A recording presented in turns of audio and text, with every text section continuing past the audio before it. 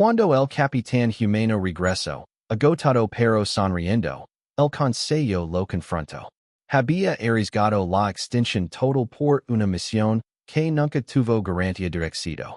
Su respuesta fue tan simple como poderosa. Sí, pero funcionó. Cuando lo recordaron que el éxito no estaba asegurado, él respondió, nada lo está. Desde ese día, el consejo reescribió su comprensión de la humanidad. Los humanos no eran los más fuertes, ni los más rápidos, ni los más avanzados. Pero poseían algo mucho más peligroso, una negativa absoluta a ronders. No ganaban porque la lógica estuviera de su lado, ganaban porque ese negaban a dejar de intentarlo. Y así, ese añadió una nueva regla a los registros del consejo, una diferente a todas las demás. Hay humanos involucrados, recalcular to do. Not bright, but deep. Like looking into something endless. Ethan couldn't move. Then suddenly, the temperature dropped. A cold wind rushed through the trees, then stopped instantly. And a voice echoed around him.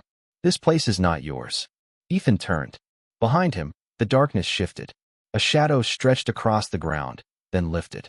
Twisting, expanding, becoming. A figure formed from smoke and darkness. A Jinn. Its presence felt ancient, heavy, like it had existed long before the forest, before the town, before anything Ethan knew. It didn't look at Ethan. It looked at the alien. You were warned, it said. You were not supposed to return. The alien didn't speak. But Ethan heard it anyway. Inside his mind. We are only observing. The air between them felt tense. Unstable. Then the alien tilted its head slightly. This human is different. Ethan felt his chest tighten. Me? The Jinn slowly turned toward him. And for the first time, Ethan felt real fear. Your curiosity has brought you here, it said. But curiosity opens doors. The alien raised its hand. And suddenly, Ethan saw everything. Not with his eyes. With his mind. Worlds layered on top of each other. Invisible realities existing alongside Earth. Beings watching humanity, hidden in plain sight. He saw Jinn moving through shadows. He saw distant planets, civilizations far beyond human understanding. And then, he saw something else. Something that didn't belong. Something even the alien avoided. A presence in the dark between worlds. Watching. Waiting. The universe is not empty, the alien's voice echoed. It is divided. Every species has its boundaries. The Jinn spoke again, more serious now. And humans are not ready. Ethan struggled to breathe. What happens if they find out? The Jinn paused, then answered. They won't survive it. Silence fell again. Then the decision was made. You will forget, the Jinn said. The alien lifted a glowing light. Ethan felt his thoughts slipping, his memories fading.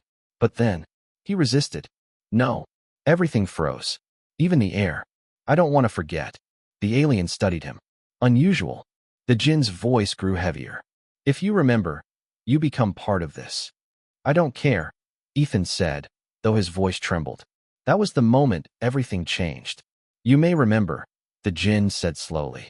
But you will never speak the truth directly. You may only hide it, inside stories. Ethan nodded. The light faded. The forest disappeared.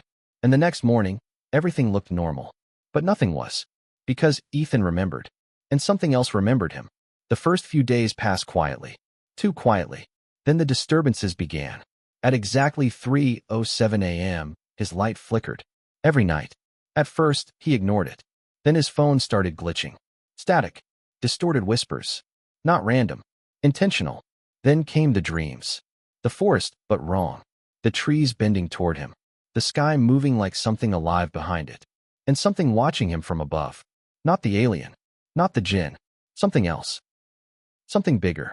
One night, he woke up freezing. His window was open. The air felt occupied. Then a voice came. Not from outside. From inside his head. You were seen. Ethan froze. I didn't tell anyone, he whispered. The mirror cracked. Slowly. His reflection moved. But he didn't. It smiled. You didn't have to. The next day, reality broke further. His friend Jake showed him a story. Ethan's story. But not written by him. It knew everything. Even things Ethan never said. That night, Ethan returned to the forest. I know you're here. Silence. Then, They appeared. The Jinn looked weaker, flickering, unstable. You broke the balance, it said. I followed the rules. You existed, the Jinn replied. That was enough. The alien stepped forward. When you refused to forget, you became visible. To what? Ethan asked. Neither of them answered immediately. Then the sky shifted, and Ethan felt it. A presence. Ancient. Cold. Hungry. For them, the Jinn said. The ground trembled. The air distorted. They do not travel like us, the alien said. They travel through awareness. Through thought. Through knowing. Ethan's voice shook. How do we stop it? The Jinn looked at him. You don't. The sky cracked. Something massive pressed against it, trying to enter. The last thing Ethan saw was something looking back and recognizing him. Weeks later, Ethan was gone. No trace. No memory.